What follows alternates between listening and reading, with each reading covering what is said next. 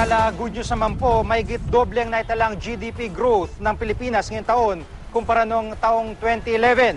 Ayon sa ulat ng NEDA, pumalo po sa 7.1% ang nilago ng GDP o Gross Domestic Product growth sa third quarter ng 2012, habang 3.2 naman ang naitala sa parehong panahon nung nakarang taon. Pinakamabilis daw ang GDP growth ng Pilipinas sa mga member country ng ASEAN.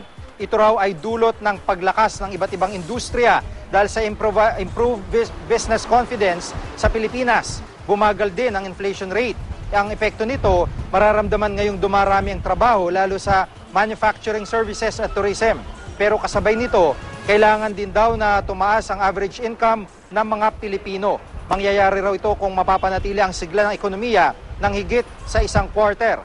Natuwa naman ang Malacanang sa paglago at katatagan ng GDP. Base sa mga naranasan ng bansa noong mga nakaraang taon, sa third quarter karaniwang nagkakaroon ng pagina ng GDP. Dahil dito, kampante raw ang palasyo na lalo pang lalago at titibay ang ating ekonomiya sa fourth quarter ng 2012.